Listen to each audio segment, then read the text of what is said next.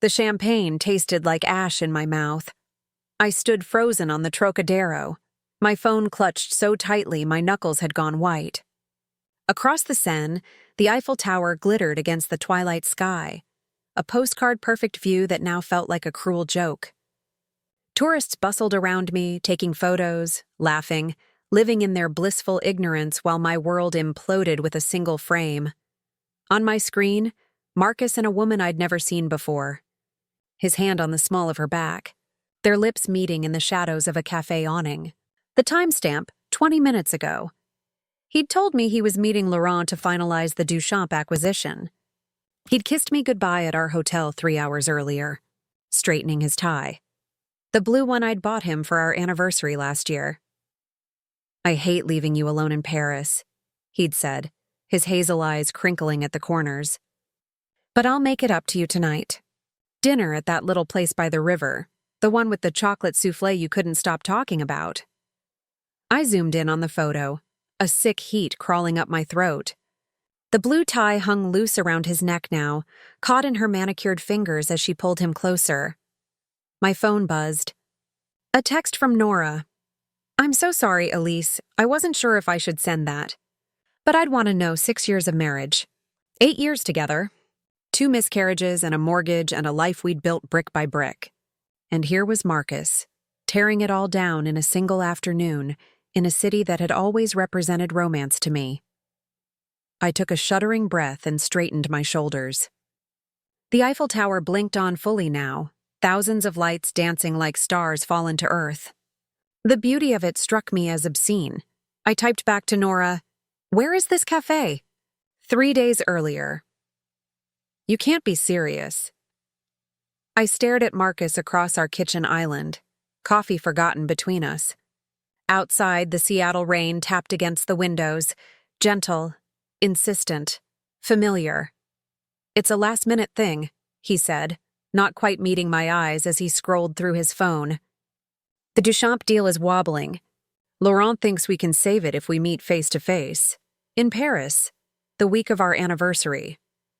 "That's why I was thinking—" He finally looked up, a tentative smile warming his features. "You should come with me." The suggestion caught me off guard. "What? We always talked about Paris in the spring, right? It's not exactly how we planned it, but—" He reached across the marble countertop, his fingers brushing against mine. "I'll have meetings during the day, but we'll have evenings, mornings. We can have breakfast at those little cafes you always talk about." I studied his face, the face I'd woken up to for almost a decade. The laugh lines that hadn't been there when we met in that crowded university library. The fleck of gold in his left iris that still caught me by surprise sometimes. "You're serious." "Dead serious. It's not perfect, but when is anything? We've been putting this trip off for years." His thumb traced circles on my wrist. "After everything that happened last year, I think we need this, Elise. Last year." The words hung between us, heavy with unspoken grief. The second miscarriage had nearly broken us. For months afterward, we'd moved through our home like ghosts, grief creating a chasm neither of us knew how to bridge. The counseling had helped. We were talking again, finding our way back to each other. Sex was no longer weighted with desperation or expectation. We'd started having Sunday brunches again, making plans. Small steps. "Okay," I said finally. "Let's go to Paris." Marcus's face broke into a genuine grin, the kind I hadn't seen often enough lately. He came around the island and wrapped his arms around me from behind, burying his face in my neck. "It'll be good for us," he murmured. "A fresh start." I leaned back against him, allowing myself to hope. A fresh start. The flight to Paris was long but not unpleasant. Marcus had booked us business-class seats with points he'd accumulated through years of work travel.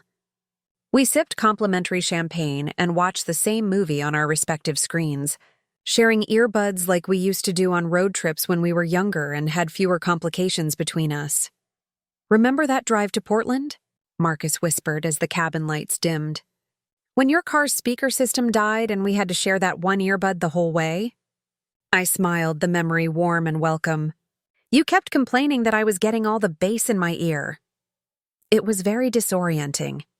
His fingers found mine in the darkness. I had vertigo for days. You did not. I absolutely did. It was very serious.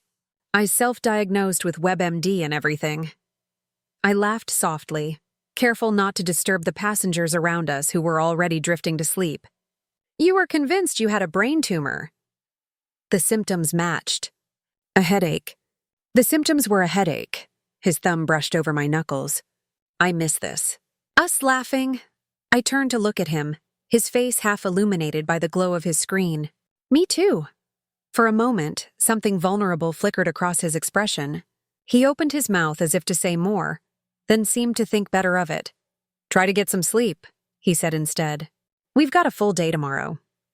I settled back against my seat, but sleep didn't come easily. I watched the real-time flight tracker on my screen, the tiny plane icon inching its way across the Atlantic.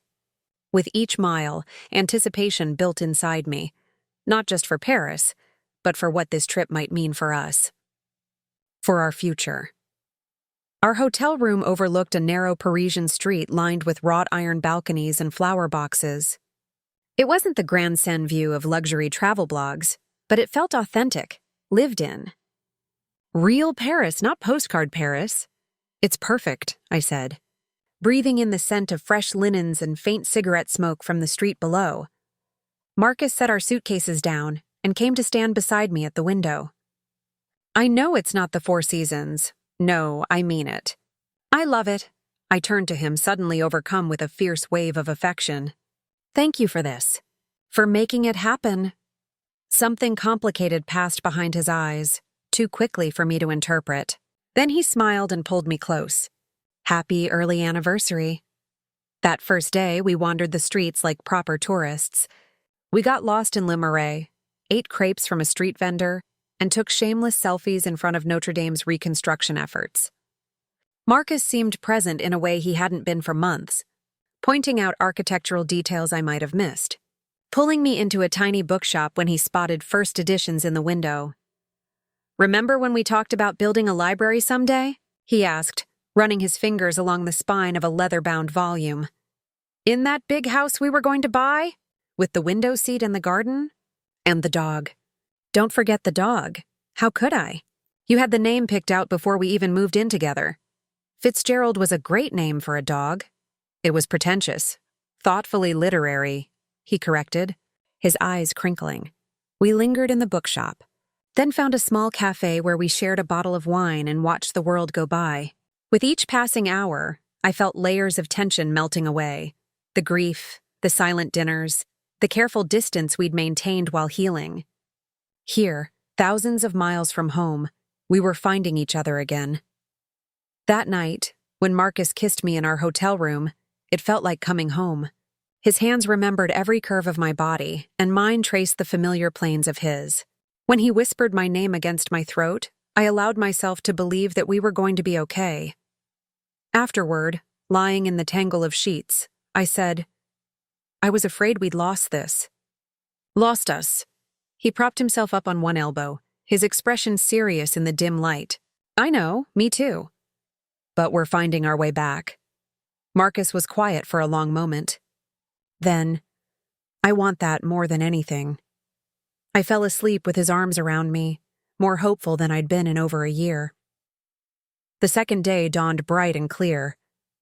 We had breakfast at a boulangerie around the corner from our hotel, then wandered through the Luxembourg Gardens. Marcus checked his phone occasionally, but seemed otherwise fully present. Laurent's confirmed for tomorrow afternoon, he said as we shared a pain au chocolat on a park bench. 3 o'clock at a cafe near the Trocadero. He says the view of the Eiffel Tower is worth the tourist prices. How long do you think it will take? A couple of hours at most. The major terms are settled. This is mostly a goodwill gesture to smooth some ruffled feathers. I nodded, brushing pastry flakes from my lap. So I'll have the afternoon to myself. I might check out that exhibit at the Orsay you'd find boring. The Impressionists? I wouldn't find it boring. You fell asleep at the Seattle Art Museum during the Monet exhibition. I was jet-lagged. I'd just flown in from Tokyo that morning, I laughed, leaning against his shoulder. It's fine. I'll enjoy a few hours of art appreciation without your snoring as accompaniment. He wrapped an arm around me, pulling me closer against the spring breeze. I really am sorry about tomorrow. If there was any way to reschedule, stop apologizing. It's one afternoon. We still have the rest of the trip. I turned to kiss him lightly. Besides, absence makes the heart grow fonder, right? Something flickered behind his eyes, so brief I might have imagined it. Then he smiled and kissed me back. Right. That evening, we had dinner at a small restaurant our hotel concierge had recommended. The food was exquisite, the wine even better. As we shared a creme brulee, Marcus reached across the table and took my hand. "What would you think about trying again?" he asked quietly. I set my spoon down carefully. Trying? For a baby. The word hung between us, fragile and weighted. We hadn't discussed it since the last loss, both of us too raw, too afraid. "I know the timing seems strange," he continued when I didn't immediately respond.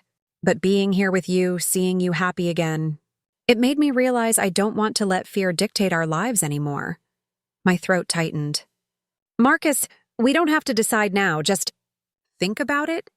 The doctor said there was no reason we couldn't try again, that it was just terrible luck, twice. Terrible luck twice. The memories flooded back, the cramping, the blood, the hospital room's fluorescent lights buzzing overhead. The second time, the more advanced pregnancy, had been worse. A name chosen, a nursery half-painted. "I need time," I managed. He squeezed my hand. "Of course. I shouldn't have brought it up here. I see a future for us, Elise. A good one." I nodded, blinking back unexpected tears. "Let's just enjoy Paris for now, okay?" Later that night, I couldn't sleep. I lay awake listening to Marcus's steady breathing, trying to untangle the knot of emotions his question had stirred up. Hope, fear, longing, hesitation. I slipped out of bed and went to the window, looking out at the quiet street below. A young couple walked hand in hand, laughing softly about something I couldn't hear. I watched them until they disappeared around a corner, then turned back to look at Marcus's sleeping form. Was he right? Were we ready to try again? Was I? I thought about how attentive he'd been these past 2 days, present in a way he hadn't been for months. How he'd planned this trip as a gesture of reconciliation. How, for the first time in a long while, I could imagine a future without grief as its centerpiece. Maybe Paris was our turning point. Maybe we really could have a fresh start. I returned to bed and curled against his back, breathing in the familiar scent of him. Tomorrow he would go to his meeting and I would visit the museum.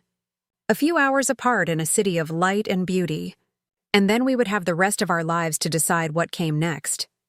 I had no idea how quickly the rest of our lives would shatter. The morning had been perfect. We'd slept in, then ordered room service. Rich coffee and flaky croissants consumed in the rumpled sheets of our bed.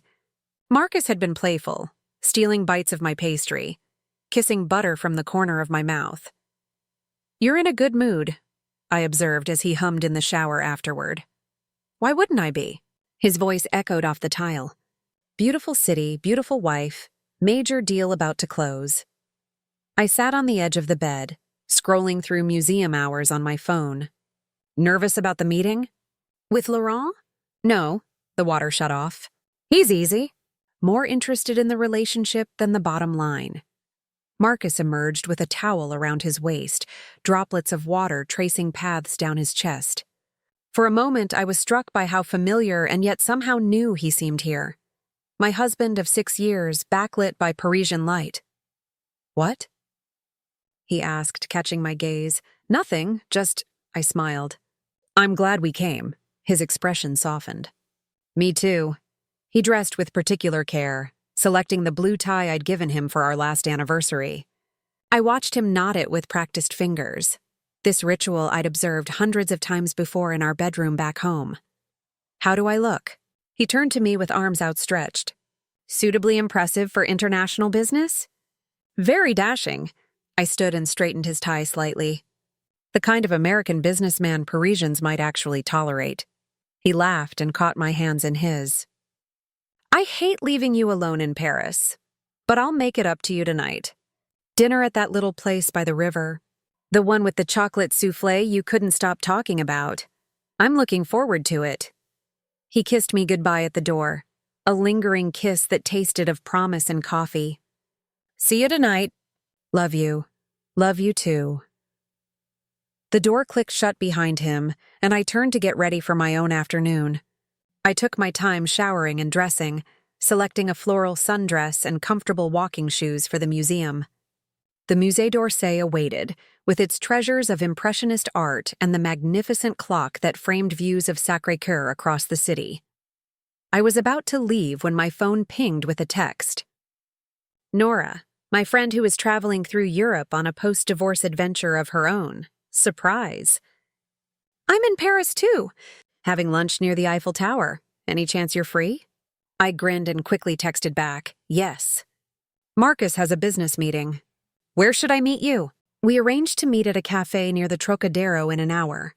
I gathered my things, spirits lifting even higher at the unexpected chance to see a friendly face. Nora and I had been friends since college, long before I met Marcus. She'd been my maid of honor, had held my hand through both miscarriages, had helped me find a grief counselor when I couldn't bring myself to make the call. The Paris metro was crowded but efficient, and I emerged into the spring sunshine feeling light. The Eiffel Tower rose in the near distance, exactly as iconic as every photo had promised. I snapped a picture to send to Marcus later, then made my way to the cafe. Nora was already there, her dark hair cut in a new short style that framed her face beautifully. She waved enthusiastically when she spotted me. Elise! She enveloped me in a tight hug. God, it's good to see you.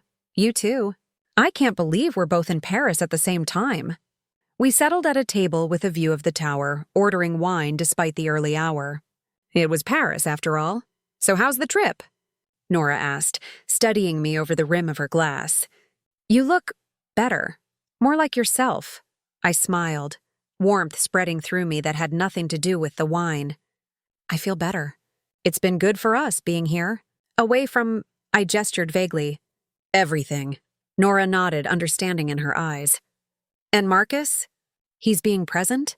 Actually showing up this time? The question held an edge I wasn't expecting. What do you mean? She sighed, setting down her glass. I'm sorry. That wasn't fair. It's just, you were so lonely after the last miscarriage, Elise. He was physically there but emotionally checked out for months. He was grieving too, I said defensively. We both were. We just did it differently, I know, and I'm sorry for bringing it up when things seem to be going well. She reached across the table to squeeze my hand. I just worry about you. Don't. We're finding our way back to each other. I hesitated. He brought up trying for another baby. Nora's eyebrows shot up. Wow, how do you feel about that? Scared, hopeful, confused. I traced the condensation on my wine glass. But the fact that he brought it up at all feels significant. Like he's ready to think about the future again. Our future. And you? I think I might be getting there. Being here helps. It's like we're remembering who we were before all the loss. Nora smiled, but something in her expression seemed strained. Before I could question it, she glanced at her watch. I hate to cut this short, but I have a tour at the Louvre in 40 minutes. Oh. Don't let me keep you.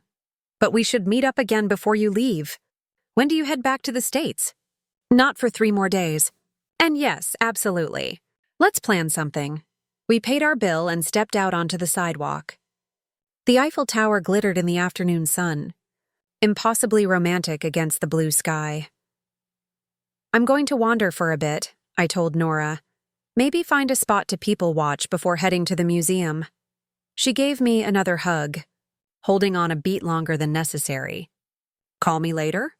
Definitely. I watched her walk away, puzzled by the tension I'd sensed beneath her cheerful exterior. Nora had always been protective of me, especially after my losses when Marcus had retreated into work. But today she seemed almost worried. Shaking it off, I turned toward the Trocadero Gardens. I had an hour to kill before heading to the Musée d'Orsay, and the day was too beautiful to waste. I found a bench with a view of the tower and settled in to watch tourists pose for photos, couples steal kisses, children chase pigeons across the stone plaza. Paris in spring. It really was as magical as everyone said. My phone buzzed in my purse. Expecting a follow-up text from Nora, I pulled it out and froze. A photo. From Nora, and there was Marcus, his arm around a woman I'd never seen before. They were seated at a cafe table, not the one where I'd just had wine with Nora, but somewhere nearby, judging by the angle of the Eiffel Tower in the background. The woman was striking, dark-haired, elegant in a way that screamed Parisian. Her hand rested on Marcus's arm, her head tilted toward him in a posture of intimate conversation. Before I could process what I was seeing, another text came through. I spotted him on my way to the metro. Thought you said he was in a business meeting. My fingers shook as I typed back, he is. With a client named Laurent, that doesn't look like business to me. And that's definitely not a Laurent unless the name has changed significantly since I studied French. I stared at the photo again. There was nothing definitively inappropriate. Two people having coffee, talking closely. It could be innocent. It could be a colleague, a friend. But why hadn't he mentioned her? I'm going to be late for my tour, Nora texted. But I'm worried about you now. Do you want me to cancel? No, I replied. Go to your tour. I'm sure there's an explanation. Are you sure? I don't mind. I'm sure. But I wasn't. Not at all. Okay. Call me if you need me. Anytime. I sat on the bench, my mind racing. There could be a simple explanation. Maybe she was part of the Duchamp team. Maybe she was Laurent's associate. Maybe. My phone buzzed again. Another photo from Nora. They were walking now, moving away from the cafe. The woman's hand was on Marcus's arm. His head was bent toward hers, an intimate gesture I recognized, the way he listened when something mattered to him. Last one before I really have to go, Nora texted. But they're headed toward the stairs down to the Seine. Thought you should know. I stood up, my legs unsteady beneath me. The Trocadero gardens suddenly seemed too open, too exposed. If they were headed toward the river, they might walk right past me. I needed to think, to breathe, to decide what to do. But my feet were already moving, following the path Nora had indicated. I told myself I just wanted confirmation. Just wanted to see for myself that it was a business meeting, despite the knot forming in my stomach that insisted otherwise. I kept a careful distance, moving with the flow of tourists. It wasn't hard to spot them. Marcus's height made him stand out in the crowd. I watched as they descended the steps toward the Seine, the woman laughing at something he said. They paused at the bottom, and to my horror, Marcus checked his watch. Was he thinking of me? Calculating how much time he had left before he needed to return to the hotel, to maintain his lie? I ducked behind a tour group as they continued along the riverbank. Part of me wanted to confront them right there. Another part needed to see more, to understand what I was witnessing before I made a scene. They walked for perhaps 10 minutes, stopping occasionally to look at the view. Nothing incriminating happened. No kisses, no overtly romantic gestures. I was beginning to think I'd overreacted, that Nora's suspicions had colored my perception. Then they turned into a small side street, away from the tourist crowds. I hesitated at the corner, heart hammering. Following them down that quiet lane would make me visible, obvious. But staying behind meant not knowing. I counted to 10, then peered around the corner. They had stopped outside a building with a bright blue door. The woman, slim, elegant in a way I'd never quite managed, was saying something, gesturing toward the entrance. Marcus nodded, his expression hidden from my angle. Then it happened. He glanced around, a quick, furtive scan of the street, before stepping closer to her. His hand came up to touch her face, a gesture so familiar it made my chest ache. And then he kissed her. Not a friendly peck. Not a business colleague goodbye. A kiss I recognized because he'd kissed me that way thousands of times. The blue tie I'd given him hung loose around his neck now, caught in her manicured fingers as she pulled him closer. I stumbled back, bile rising in my throat. The world tilted sickeningly around me as I fumbled for my phone, hands shaking so badly I could barely type. I needed proof. Needed to capture this moment so I couldn't be gaslit later into believing I'd imagined it. The photo I took was crystal clear, undeniable. Marcus and this woman locked in an embrace that left no room for innocent explanation. I watched, frozen, as she unlocked the blue door, as they disappeared inside together, the door closing behind them with a quiet finality that echoed the slamming shut of something inside me. Somehow, I made my way back to the Trocadero. Somehow, I found a bench. Somehow, I remembered how to breathe, even as my world collapsed around me. The champagne I'd shared with Nora turned to ash in my mouth as I sat there, staring at the evidence on my phone. Across the Seine, the Eiffel Tower rose against the twilight sky, a postcard-perfect view that now felt like a cruel joke. My phone buzzed, a text from Nora. "I'm so sorry, Elise. I wasn't sure if I should send that, but I'd want to know. 6 years of marriage, 8 years together, 2 miscarriages and a mortgage, and a life we'd built brick by brick. And here was Marcus, tearing it all down in a single afternoon, in a city that had always represented romance to me." I took a shuddering breath and straightened my shoulders. The Eiffel Tower blinked on fully now, thousands of lights dancing like stars fallen to earth. The beauty of it struck me as obscene. I typed back to Nora, "Where is this cafe?" I sat at the cafe where it had begun, at the exact table where Nora's first photo had captured them. A half-empty glass of wine sat before me, untouched for the past hour. The waiter had stopped asking if I wanted anything else, instead shooting me looks that hovered between pity and irritation. The sun had set completely now.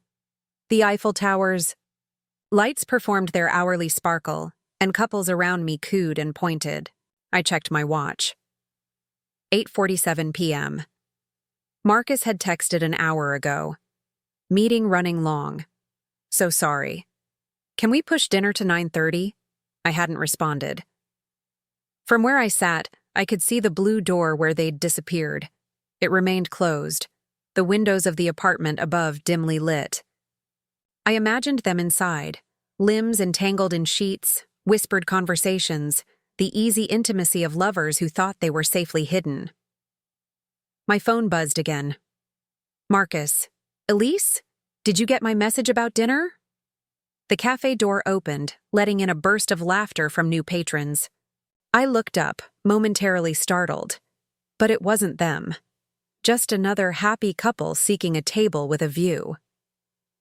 I returned to my vigil, a strange calm settling over me. The initial shock had given way to a cold, clarifying anger. I wasn't crying. Wasn't falling apart. Instead, I felt myself becoming someone new. Someone harder, sharper around the edges. Another text from Marcus. Getting worried. "Are you okay?" I started typing, then stopped. What could I possibly say? "I know where you really are." "I know what you're really doing." "I know who you're really with." The words felt too small for the magnitude of his betrayal. Instead, I signaled for the check. I'd been sitting here long enough. It was time to decide what happened next. As the waiter brought my bill, the blue door across the way opened. I froze, hand halfway to my wallet. A woman emerged, the woman smoothing her hair with one hand, adjusting her purse with the other. Even from this distance, I could see she was beautiful in an effortless way. Dark hair falling in waves around a heart-shaped face. A lithe body draped in what looked like an expensive silk dress. She paused on the threshold, turning back to say something to whoever remained inside. Then Marcus appeared in the doorway behind her. My lungs seemed to stop working.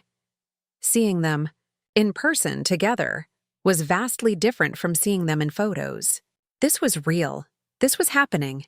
My husband and his lover, framed in a doorway in Paris, looking for all the world like they belonged together. He kissed her goodbye. A lingering kiss that told me everything I needed to know about the nature of their relationship. Then she walked away, and he stood watching until she turned the corner. Only then did he check his phone, his expression changing as he read my lack of response to his texts. He typed something quickly, then shoved the phone back in his pocket and began walking in the direction of our hotel. My own phone buzzed. Heading back to the hotel now. Meeting finally over. Meet me there instead? I paid my bill with mechanical precision and stood. The woman had gone left, toward the metro. Marcus had gone right, toward our hotel. I made my decision in an instant and began following her. She walked with the confident stride of someone who knew exactly where she was going. I kept a careful distance, grateful for the crowds that made me just another tourist. She led me to a metro station, and I followed her onto the train, taking a seat several rows behind her. She didn't notice me. She was typing on her phone, a small smile playing at her lips. Texting Marcus already? Planning their next rendezvous? 4 stops later, she exited, and I followed. We emerged onto a street lined with boutiques and cafes, most closed for the evening. She walked 2 blocks, then entered a building with a sleek modern facade, an apartment complex by the look of it. I noted the address, then turned and retraced my steps to the metro. I had what I needed for now. When I returned to our hotel room, Marcus was pacing by the window. He turned when I entered, relief washing over his features. "Elise, where have you been? I was about to call the police." I set my purse down carefully on the dresser. "Really? The police? After only a few hours?" He frowned, studying my face. "I was worried. You weren't answering your texts." "I was at the Musée d'Orsay," I said, the lie coming easily. "My phone died." "For 4 hours?" "The museum is large, Marcus." And then I walked for a while. Lost track of time. I moved to the mini-bar and poured myself a small cognac. "How was your meeting?" Something flickered in his eyes. Caution, perhaps. "Good. Productive. I think we've saved the deal." "That's wonderful." I raised my glass in a mock toast. "To successful business ventures." He approached slowly, like someone might approach a wild animal. "Are you all right?" "You seem tired," I supplied. "It's been a long day." "I thought we were going to dinner." "The place with the soufflé. I'm not hungry anymore." I sipped my cognac, savoring the burn. "I think I'll shower and go to bed early." Marcus frowned, confusion evident on his face. This wasn't the wife he knew, the eager tourist ready to experience every moment of Paris, but he couldn't question it without raising suspicions. "Okay," he said finally. "I could order room service if you want something later." "That won't be necessary."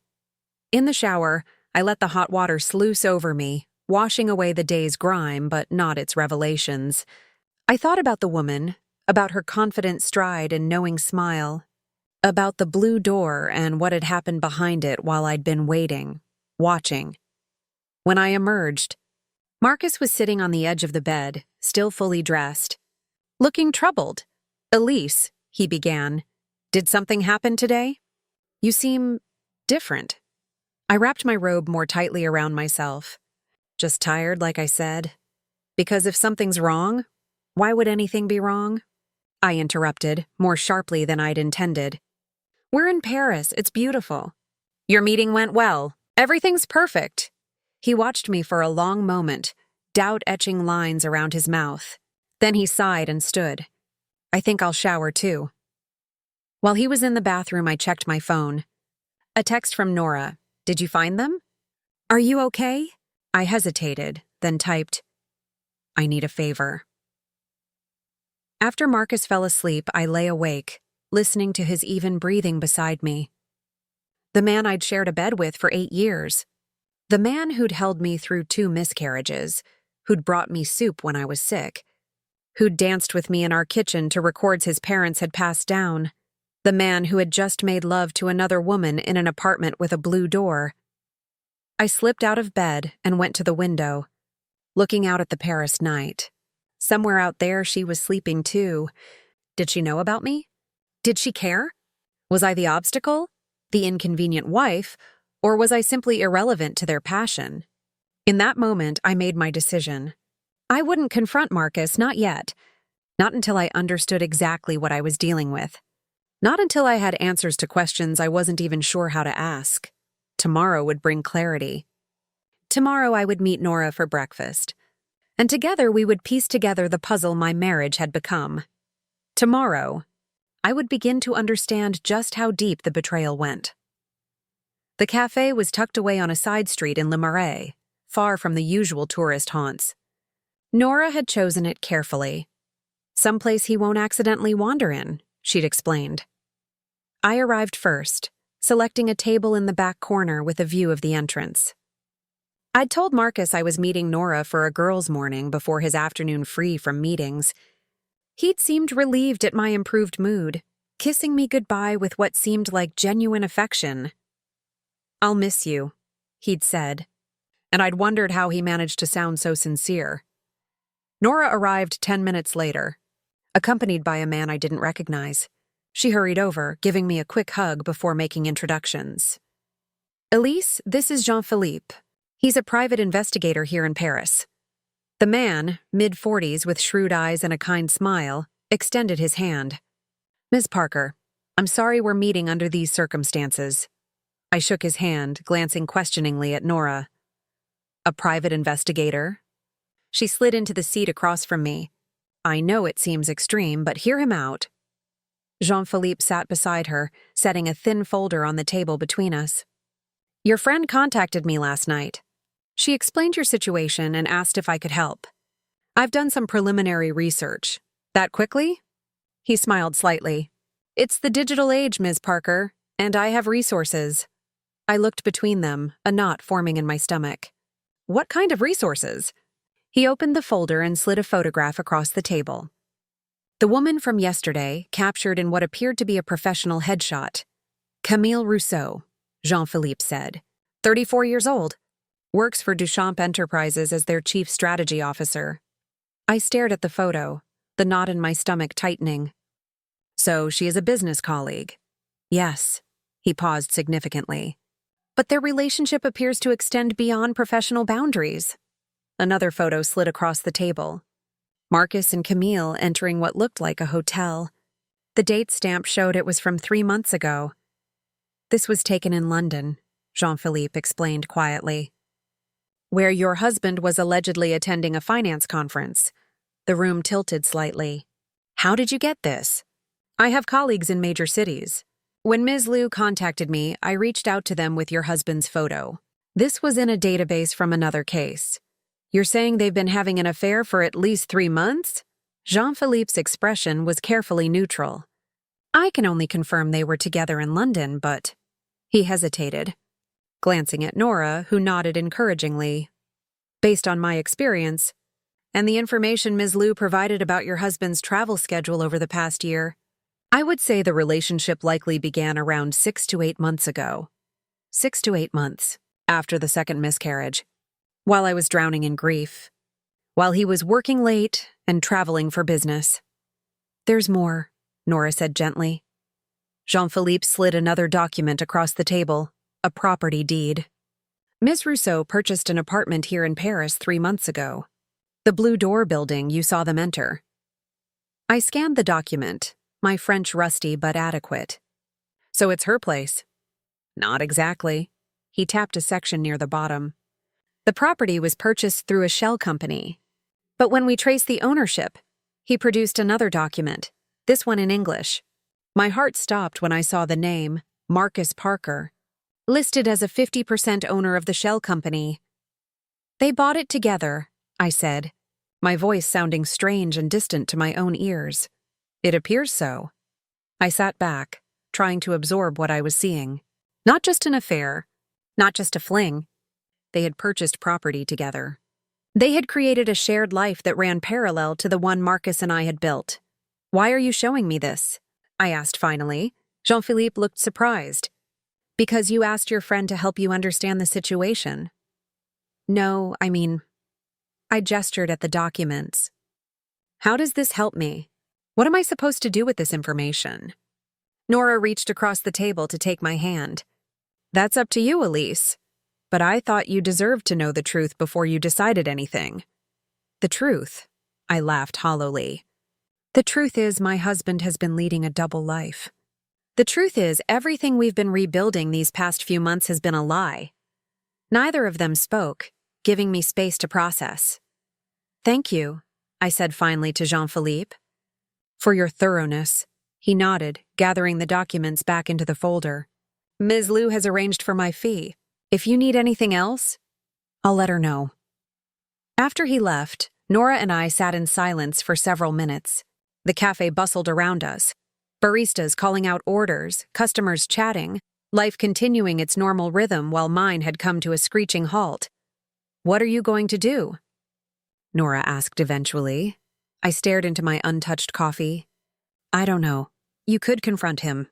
Or just leave. Pack your things and be gone when he gets back to the hotel. Both options seemed inadequate. Too small for the magnitude of the betrayal. He bought property with her, Nora. While I was grieving our baby, he was house hunting with another woman. She squeezed my hand. I know, it's unforgivable. Is it? I looked up at her. I keep thinking about all the times he wasn't there. All the nights I cried alone. All the times I blamed myself for pushing him away.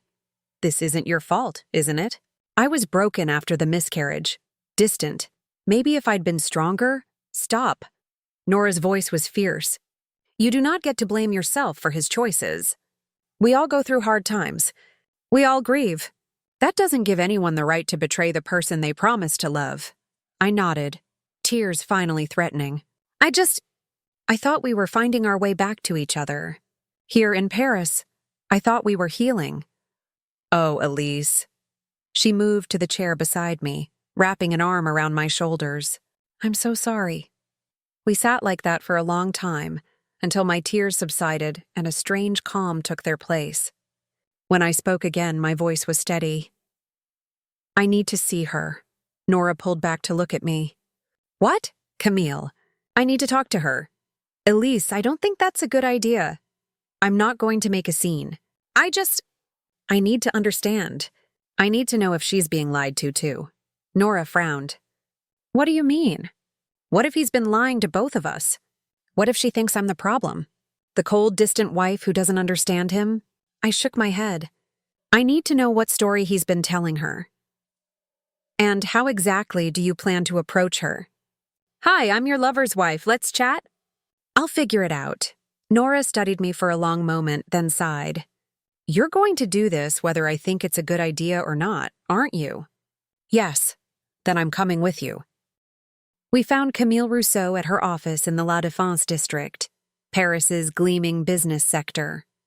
The Duchamp Enterprises headquarters occupied 3 floors of a glass tower that reflected the spring sky like a mirror. Are you sure about this? Nora asked as we approached the reception desk. I nodded, my resolve hardening with each step. Completely. The receptionist looked up with a professional smile. Bonjour, puis-je vous aider? I'd like to see Camille Rousseau, I said in English, offering my own smile in return. It's regarding the Weston acquisition. A small lie. I'd seen the Weston name in the documents Jean-Philippe had shown me. Another company Duchamp was apparently courting. The receptionist didn't blink. Do you have an appointment? No, but we've been corresponding by email. I'm only in Paris for a few days. She hesitated, then asked for my name. Elise Parker, I said, watching carefully for any reaction. There was none. My name meant nothing to her. One moment, please. She made a phone call, speaking rapidly in French. After a brief exchange, she hung up and smiled. Ms. Rousseau can see you for 10 minutes. 11th floor, suite 1103. In the elevator, Nora squeezed my arm. It's not too late to turn back. Yes, I said quietly. It is. Suite 1103 was a corner office with stunning views of Paris. Camille Rousseau stood as we entered, extending her hand with a warm smile that faltered slightly when she saw Nora behind me. Ms. Parker, she said, her accent subtle but present. I don't believe we've met. You mentioned the Weston acquisition. Up close, she was even more striking than in photos. Elegant in a tailored suit, with intelligent eyes and an air of quiet confidence. I could see why Marcus had been drawn to her. Actually, I said, closing the door behind us, I'm not here about Weston. I'm here about Marcus. The change was immediate. Her smile vanished, replaced by a carefully blank expression. She lowered her hand slowly. Marcus, she repeated, her eyes darting between Nora and me. My husband, I clarified, though it was clear she already knew exactly who I was now. Marcus Parker. Camille sank back into her chair, composing herself with visible effort. I see. Do you? I moved to stand before her desk. Because I'm not sure I do. Perhaps you could explain it to me. I think you should leave, she said, reaching for her phone. I placed my hand over hers, stopping her. Please, 5 minutes. That's all I'm asking. Something in my tone, desperation perhaps or simply raw pain, gave her pause. After a moment, she nodded curtly. 5 minutes. I straightened, suddenly unsure what to say now that I had her attention. All the questions I'd rehearsed seemed inadequate. How long? I asked finally. Camille glanced at Nora, who had positioned herself by the door, arms crossed. Does she need to be here for this? Yes, I said simply. She sighed, a hand rising to touch the pendant at her throat, a nervous gesture that made her seem suddenly more human. 9 months, she said finally. Since the London conference. 9 months. Even longer than Jean-Philippe had estimated. And the apartment? The one with the blue door? Her eyes widened slightly. You've been following us? Answer the question. 3 months. It was meant to be an investment property. That you share? Yes. The confirmation, spoken so matter-of-factly, hit me like a physical blow. I steadied myself against her desk. Does he love you? The question escaped before I could stop it. Camille looked away, her composure cracking slightly. I can't answer that. Can't or won't. Both. She turned back to me, her expression softening. Look, Ms. Parker. Elise, since you're sleeping with my husband, you might as well use my first name. She flinched. Elise, I understand you're angry. You don't understand anything about me, I cut in. Just like I don't understand how a woman as apparently intelligent and successful as you could get involved with a married man who was grieving the loss of his child. That hit home. She paled visibly. He told you about the baby? The question caught me off guard. The baby was mine, I said slowly. Our second miscarriage. Last year, confusion flickered across her face. No, I meant... She stopped abruptly. A terrible suspicion formed in my mind. What did he tell you about me? She hesitated, clearly weighing her words carefully. That you were separated. That you'd grown apart after losing the baby. That you were staying together on paper until the grief had settled. Each word was another knife twisting in my chest. And you believed him? I had no reason not to. He spent more nights with me than away. He talked about our future. About building a life together. The room seemed to tilt beneath me. Nora stepped forward, concern etched on her face. Elise? I waved her off, focusing on Camille. Did he tell you he was trying to reconcile with me? That he brought me to Paris as an anniversary gift?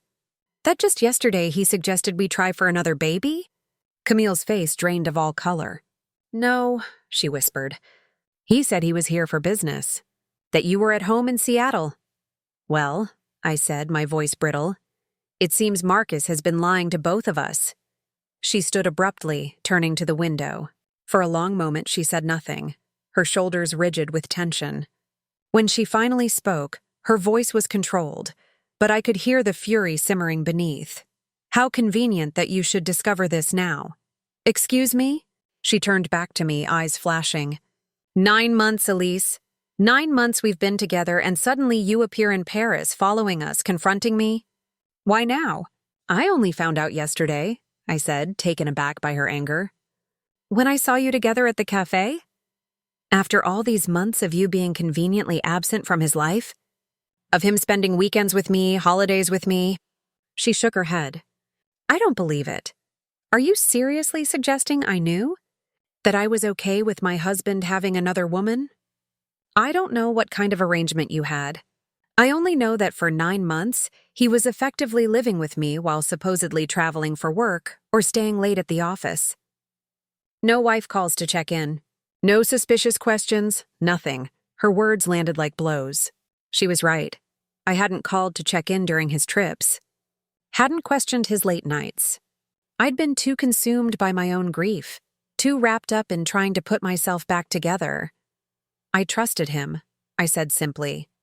Something in my tone must have convinced her, because her expression softened marginally.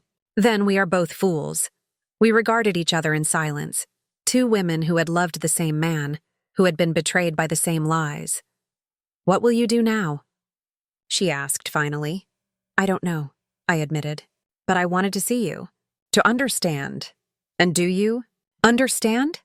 I studied her, this woman who had shared my husband's bed, his secrets, his future plans, who had believed a version of our marriage that existed only in Marcus's lies. I understand more than I did before, I said carefully. Thank you for your honesty. I turned to go, but she called after me. Elise. I paused, looking back. There's something else you should know. She hesitated, conflict evident on her face. Something about London. Nora stepped closer, protectively. Haven't you said enough? But Camille's focus remained on me. In London, when we met, Marcus told me he was leaving you, that he was filing for divorce. The words hung in the air between us. And later? I asked, my voice surprisingly steady. When that didn't happen, he said you were fragile, that you'd threatened self-harm when he brought it up, that he needed to wait until you were stronger. A laugh escaped me, harsh, humorless. I see. So I was the unstable wife, too fragile to leave. How convenient for him. I'm sorry, she said, and she seemed to mean it. I should have asked more questions. Should have insisted on proof. Yes, I agreed. You should have. I walked out then, Nora close behind me. We didn't speak until we were outside the building, the spring air cool against my heated skin. Are you okay? She asked, studying my face. No, I answered honestly. But I will be. What are you going to do? I checked my watch. It was nearly noon. Marcus would expect me back at the hotel soon, for our planned afternoon together. I'm going to confront my husband, I said, and then I'm going to decide what happens next. I sent Nora home despite her protests. This next part I needed to do alone. Back at the hotel, I found Marcus in our room, working on his laptop. He looked up when I entered, smiling warmly, a smile I'd once believed was only for me. Hey, you're back early. How was your morning with Nora? I set my purse down carefully. Educational, he raised an eyebrow. Museum tour? No. I moved to stand by the window, gathering my courage.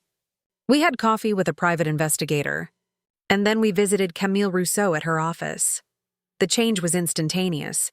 His face went blank, then cycled rapidly through shock, confusion, and, finally, fear. Elise. Don't. I held up a hand. Don't insult me with denials or excuses. I saw you yesterday, Marcus. At the cafe near the Trocadero. And later going into her apartment. The one with the blue door. The one you bought together. He stood slowly, his laptop forgotten. I can explain, can you? Can you explain 9 months of lies? Can you explain telling her we were separated? That I was unstable and suicidal? Can you explain suggesting we try for another baby while you're building a life with another woman? Each question drove him back a step until he sank onto the edge of the bed, his face ashen. I don't know what to say, he whispered. For once, honesty would be refreshing.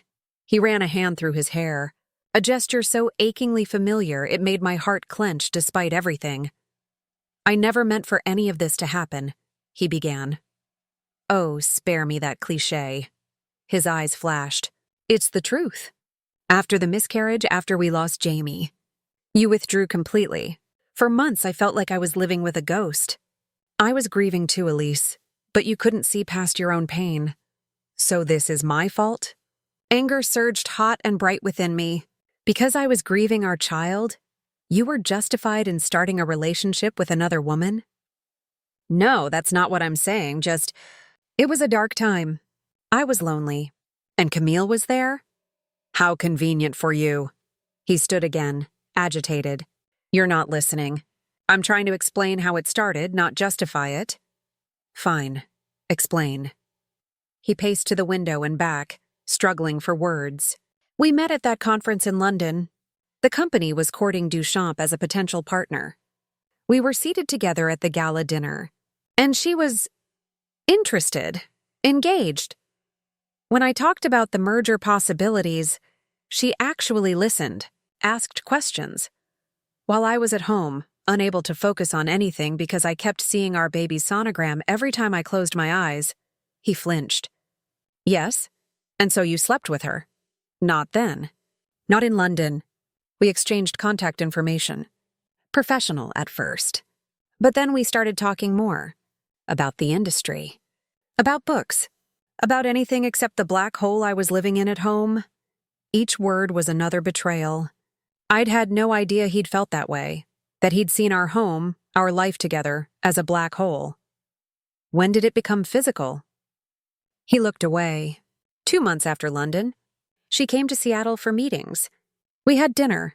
One thing led to another. 7 months ago, I calculated, while I was still seeing the grief counselor twice a week. Yes.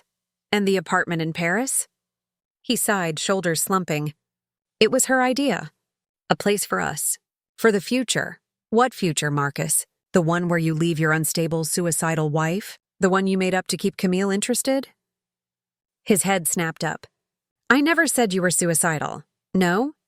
That's what she believes, that you wanted to leave me but couldn't because I threatened self-harm. I never said that exactly. I said you were fragile, that I was worried about you. While you were planning a future with her, he didn't deny it. Couldn't. And what about this trip? I asked, my voice cracking. Was this all an elaborate setup so you could see her? Use a business meeting as cover to spend time with your girlfriend while your wife wandered museums alone? No. His response was immediate, emphatic. This trip was genuine, Elise. I wanted to reconnect with you. I wanted to see if we could find our way back to each other. I laughed bitterly. While maintaining your relationship with Camille? He had the grace to look ashamed. I don't expect you to understand. You're right, I don't. I don't understand how you could lie to my face for months. How you could suggest having another child while you were involved with another woman. How you could watch me struggle to heal while you were building a separate life behind my back. Silence stretched between us, thick with all that had been broken. What happens now? He asked finally. It was the question I'd been asking myself since yesterday. What did happen when your entire life was revealed as an illusion? When the person you'd trusted most turned out to be a stranger? I'm going home, I said, the decision crystallizing as I spoke. To Seattle. I'll be on the next available flight. Elise, I'm going to pack my things, go to the airport, and fly home. I'm going to call a lawyer. I'm going to file for divorce, he blanched. You don't mean that. We can work through this. Work through this? I echoed incredulously. You've been living a double life for 9 months. You bought property with another woman. You told her we were separated. Exactly what part of this do you think we can work through? I love you, he said desperately. I never stopped loving you. The words hit like a physical blow. Don't you dare say that to me. Not now. It's the truth. I got lost, yes. I made terrible mistakes. But my feelings for you were never a lie. Everything was a lie, Marcus. Every kiss, every conversation, every moment we've shared for the past 9 months, all tainted by what you were hiding. I moved to my suitcase and began methodically packing my belongings. Marcus watched helplessly. What about Camille? He asked after a while. I paused, a sweater half folded in my hands. What about her? Did you tell her? That I'm leaving you? No, but you're welcome to. I'm sure she'll be thrilled to know she can move into your shared apartment full-time now. He flinched. It wasn't like that. Then what was it like? Explain it to me, Marcus. Help me understand how you could compartmentalize your life so completely. How you could kiss me goodbye in the morning and her hello in the afternoon. I don't know, he admitted quietly. I don't know how I let it get so far. I just know that I meant what I said about wanting to reconnect with you. About building a future together, while hedging your bets with a backup plan named Camille. He didn't answer, which was answer enough. I finished packing in silence, aware of him watching my every move. When I zipped the suitcase closed, it felt like sealing away a chapter of my life.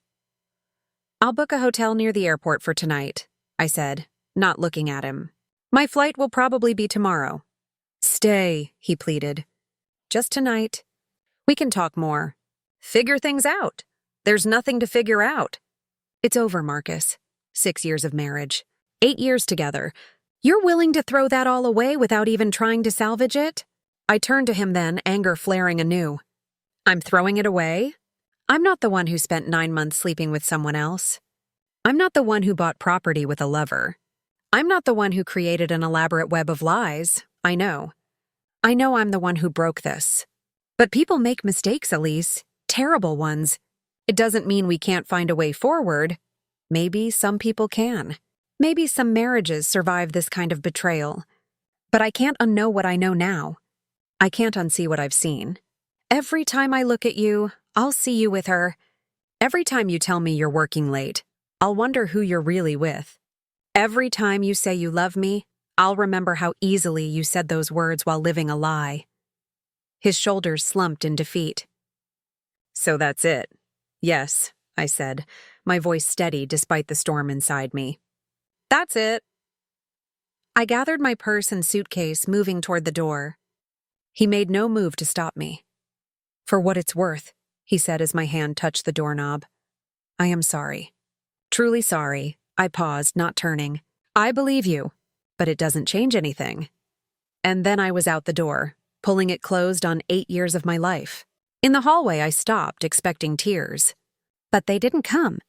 Instead, a strange sense of clarity washed over me. The knowledge that despite the pain, despite the uncertainty ahead, I was making the right choice. I texted Nora as I waited for the elevator. "It's done." "Can you meet me?" Her response was immediate. "Tell me where." As the elevator doors closed, I caught a final glimpse of our hotel room door.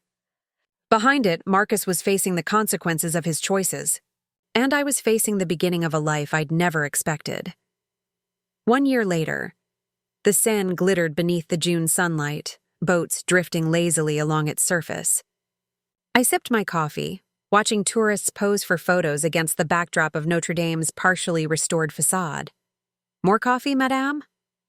The waiter hovered nearby, coffee pot in hand. "Oui, merci." My French had improved considerably over the past year. As he refilled my cup, I returned to the manuscript on my tablet, making notes in the margins.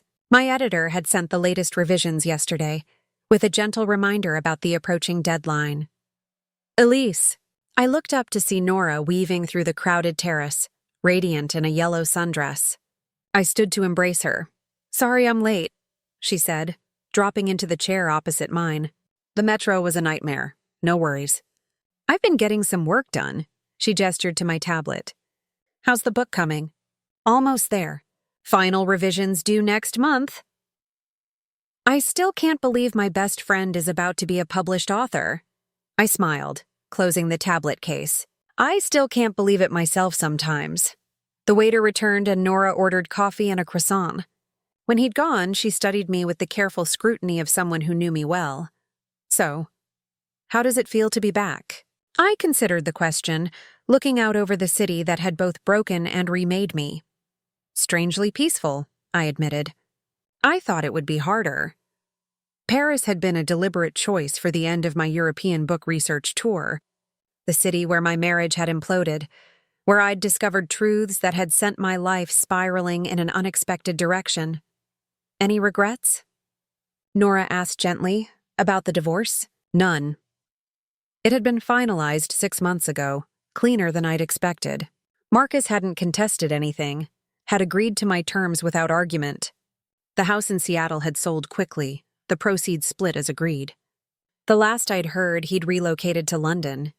With or without Camille, I didn't know. Didn't ask. "I meant about the book," Nora clarified. about sharing your story so publicly. My memoir, Glass Houses, was set for publication in the fall. The advance had been modest, but sufficient to fund this research trip for the follow-up, a broader exploration of women rebuilding their lives after betrayal. No regrets there, either, I said. It was cathartic writing it all down, making sense of it. And the response to the article series was overwhelming. So many women with similar stories. The series in The Atlantic had been my first foray into writing. Professionally, 3 pieces chronicling my experience discovering my husband's double life and the aftermath of that discovery. The book deal had followed, unexpected but welcome. "I'm proud of you," Nora said. Not everyone could turn something so painful into something meaningful. I shrugged, slightly uncomfortable with the praise. I just needed to make sense of it, to understand how I could have been so blind for so long. You weren't blind. You were trusting. There's a difference. Maybe. I sipped my coffee. But I've learned to trust differently now. To trust myself first. Her croissant arrived, and she broke off a piece, offering me half. "Have you been to see it yet?" She didn't need to specify. We both knew she meant the apartment with the blue door. "Yesterday," I admitted. "It's vacant now, for sale." After leaving Marcus at the hotel that day a year ago, I'd spent a week with Nora, who'd extended her European trip to help me navigate the immediate aftermath. Before flying home, I'd gone back to that street, stood across from the blue door, and allowed myself to really feel the magnitude of what had happened. Yesterday's visit had been different. A closing of the circle, a final acknowledgement of how far I'd come. How did that feel? Nora asked. Like visiting a movie set from a film I once saw. Familiar but distant, not really connected to me anymore. She nodded, understanding.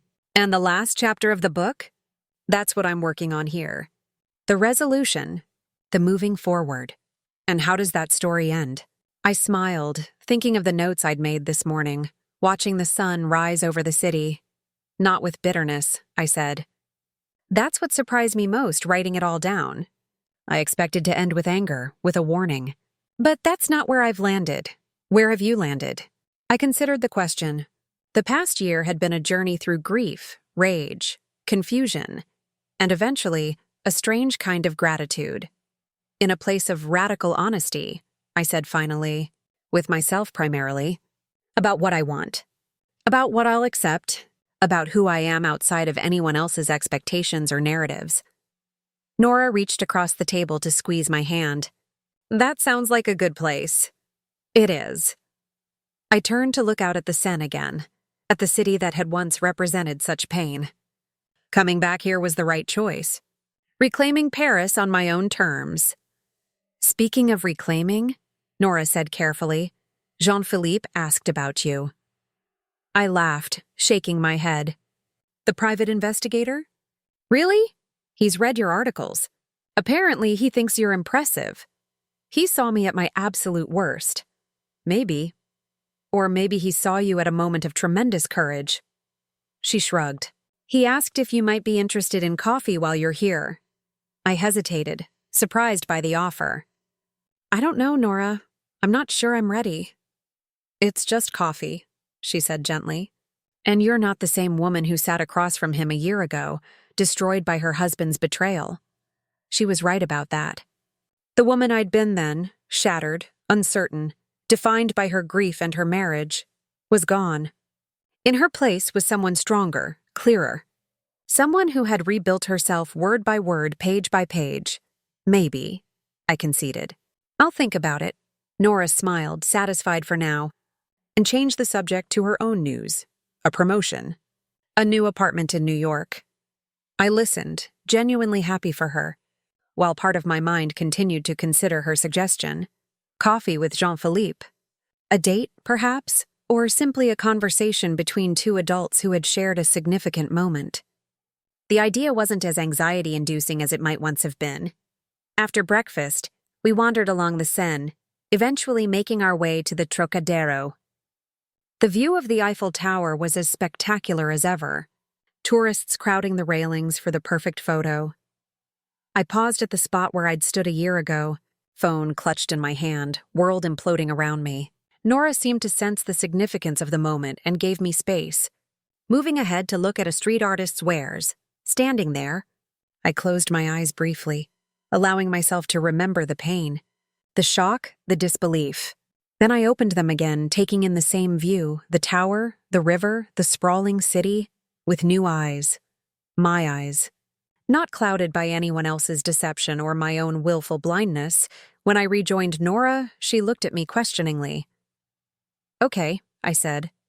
"Tell Jean-Philippe I'll have coffee with him. But not because I'm looking for anything specific. Just because I'm open to possibilities now," she grinned. "I'll let him know." As we continued our walk through Paris, I felt a lightness I hadn't expected. The city that had witnessed my unraveling was now witnessing something else, my reemergence as someone new, someone stronger. The final chapter of my book began to take shape in my mind. Not an ending wrapped in neat conclusions, but an opening to whatever came next.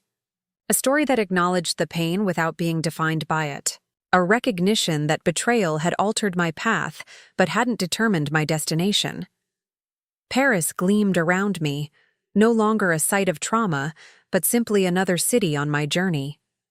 And I moved through it not as a victim, not as a survivor, but simply as myself, a woman writing her own story, one word at a time. That evening, alone in my small rented apartment overlooking a quiet courtyard, I opened my laptop and began to write the closing pages of my memoir. The words came easily, flowing from a place of hard-won wisdom. In the shadow of the Eiffel Tower, I learned that even the most carefully constructed lives can shatter in an instant. But I also learned that there is beauty in rebuilding, not recreating what was lost, but crafting something entirely new from the fragments. Today, I return to that shadow not as the woman whose heart was broken there, but as someone who used that breaking to forge a different path. The view hasn't changed. The tower still stands. The Seine still flows. Tourists still search for the perfect angle for their photographs. What has changed is the woman looking at it all. The woman who now understands that the most devastating moment of her life was also, in its way, a gift. The gift of clarity, of liberation from illusion, of the chance to begin again on her own terms. Paris will always be the city where my old life ended. But perhaps it is also the city where my new life truly begins. I paused, fingers hovering over the keyboard, considering these last lines. Then I smiled to myself and continued typing, completing the circle of this chapter of my life, not with bitterness or resentment, but with the quiet confidence of a woman who had found her way through darkness into unexpected light. Tomorrow, I have coffee with a Frenchman who once witnessed my world falling apart. I don't know what will come of it. Perhaps nothing more than a pleasant conversation, perhaps the first notes of something new. What matters is not the outcome, but the openness to possibility. In the end, that may be the most profound lesson of betrayal. That beyond the pain lies the freedom to rewrite your own story. Not as someone's wife or someone's victim, but as the author of your own life, complex, resilient, and entirely your own. That is the story I choose to tell. That is the life I choose to live. That is the woman I have become, in the shadow and the light of this beautiful, terrible, magnificent city of revelations. And that wraps up today's story. Now we want to hear from you. Where are you watching from? Drop your city or country in the comments, and let's see how far these stories reach. If this story moved you or gave you chills, give it a like, share, and subscribe for more powerful stories. One last thing, rate the story from 1 to 10 in the comments. Your feedback helps us bring you even better ones next time. Thanks for watching. We appreciate you being part of this storytelling journey.